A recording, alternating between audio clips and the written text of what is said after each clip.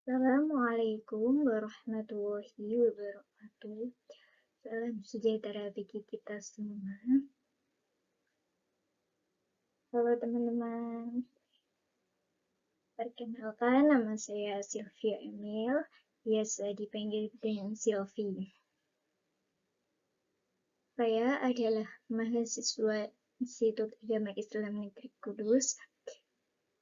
Saya mengambil jurusan pada Tadris PS. Dan di sini saya akan mencoba memberikan beberapa materi Geografi kelas 12 tentang percepatan pertumbuhan wilayah. Ya, langsung saja pada materinya ya.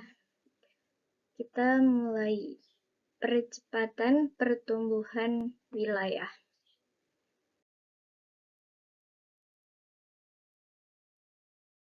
Di dalam materi, kita harus tahu apa itu sih yang dinamakan dengan wilayah.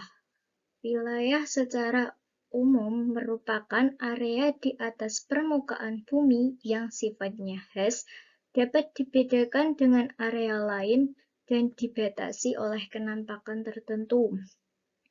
Dan di dalam wilayah secara umum ini terbagi menjadi dua golongan, yaitu wilayah secara formal dan wilayah secara fungsional. Wilayah formal. Wilayah formal atau biasa disebut dengan uniform region merupakan wilayah yang ditentukan berdasarkan kesamaan dalam aspek tertentu. Hal ini bisa berupa kesamaan unsur fisik maupun unsur sosial budaya. Contoh dari wilayah formal itu biasanya adalah pegunungan.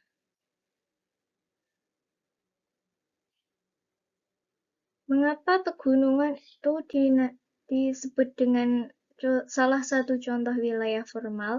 Karena inti dari wilayah formal sendiri itu adalah kesamaan unsur fisiknya. Maka sebagai contohnya adalah wilayah pegunungan, di mana di dalam daerah atau wilayah pegunungan sendiri terdiri dari beberapa gunung yang memiliki kesamaan unsur fisiknya. Contoh selain pegunungan ada wilayah rawa-rawa, wilayah hutan tropis, wilayah beriklim tropis, dan juga wilayah vegetasi mangrove.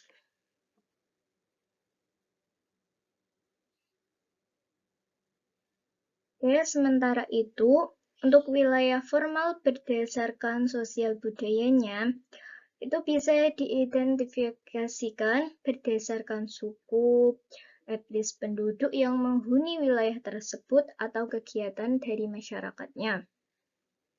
Contoh wilayah formal berdasarkan kriteria sosial budaya adalah yang pertama, wilayah suku Asmat, wilayah industri tekstil, wilayah pertanian sawah basah, wilayah ekonomi khusus yang biasa terjadi di daerah Batam atau wilayah dari perkebunan sawit.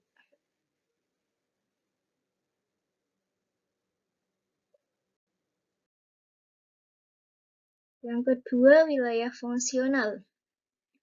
Wilayah fungsional yang disebut juga dengan istilah nodal region atau wilayah nodal merupakan wilayah yang ditentukan berdasarkan fungsi kegiatan yang saling berhubungan. Hubungan fungsional itu pun terjadi antara wilayah pusat atau inti dengan wilayah belakangnya atau hinterland, yang biasanya itu saling berketergantungan. Aspek terakhir yang bisa kita lihat dari arus pertukaran penduduk, barang jasa, hingga keterhubungan sarana transportasi maupun komunikasi di antara kawasan pusat dan hinterland.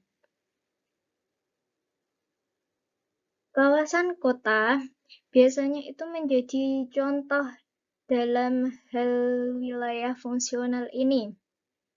Karena kawasan kota itu biasanya menjadi penyedia barang-barang hasil industri atau lapangan pekerjaan yang diperlukan oleh warga desa. Sebaliknya, menyediakan barang pangan yang diperlukan masyarakat kota itu ada di desa. Jadi keduanya antara desa dan kota itu saling berhubungan atau biasa disebut dengan wilayah fungsional, yaitu hubungan antara desa dan kota tersebut.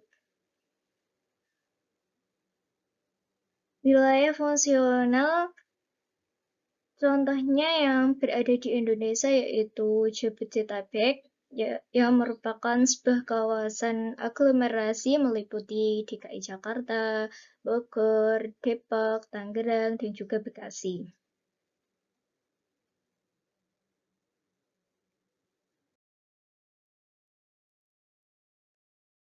Setelah kita mengetahui apa itu wilayah, sekarang kita memasuki materi yang dinamakan dengan perwilayahan. Perwilayahan merupakan proses pengklasifikasikan wilayah berdasarkan kriteria tertentu. Jadi, kalau wilayah itu kita sudah mengetahuinya, yang dimaksud dengan wilayah, maka kita bisa mengklasifikasi wilayah tersebut berdasarkan kriteria tertentu yang kita namakan dengan perwilayahan. Perwilayahan ini terdiri atas 5 bagian. Yang pertama yaitu natural region atau wilayah kenampakan alam atau fisik. Single feature region, wilayah kenampakan tunggal. Generic region, wilayah menurut jenisnya. Specific region, wilayah khusus.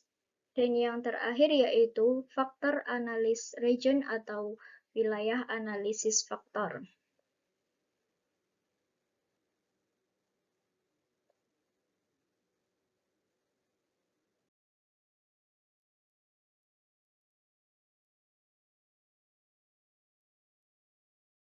Dan kita masuk pada pusat pertumbuhan. Pusat pertumbuhan wilayah atau growth pole adalah wilayah dengan pertumbuhan yang sangat pesat ketika dibandingkan dengan wilayah lain. Jadi wilayah ini itu pertumbuhannya bisa terjadi sangat begitu pesat dibandingkan dengan wilayah-wilayah yang lainnya. Wilayah ini menjadi pusat pertumbuhan yang bisa mempengaruhi pembangunan wilayah lain di sekitarnya. Selain itu, pusat pertumbuhan juga berperan menjadi pusat pelayanan bagi daerah di sekitarnya.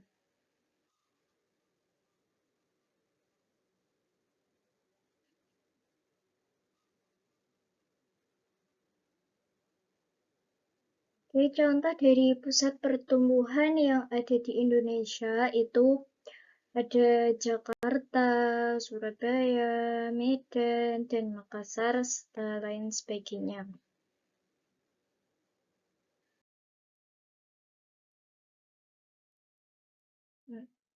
Apa sih yang menyebabkan itu menjadikan daerah sebagai pusat pertumbuhan wilayah? Faktor apa saja yang menyebabkannya? Faktor penyebab suatu wilayah menjadi pusat pertumbuhan itu pasti banyak faktornya yang mempengaruhi. Bisa jadi karena faktor geografisnya, faktor ekonominya, faktor sosialnya, atau lain sebagainya.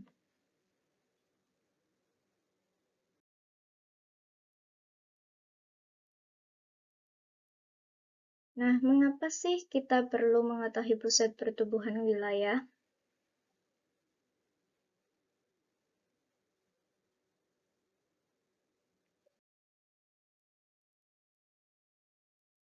Karena manfaat dari mengetahui pusat pertumbuhan sendiri adalah kita tahu wilayah yang bertumbuh secara pesat sehingga mempengaruhi kawasan-kawasan lain di sekitarnya.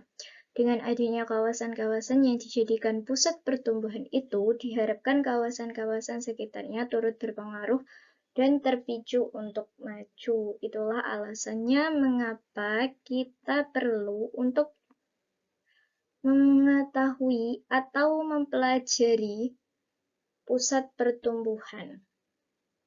Sekian materi dari saya. Kurang lebihnya mohon maaf. Saya akhiri. Wassalamualaikum warahmatullahi wabarakatuh.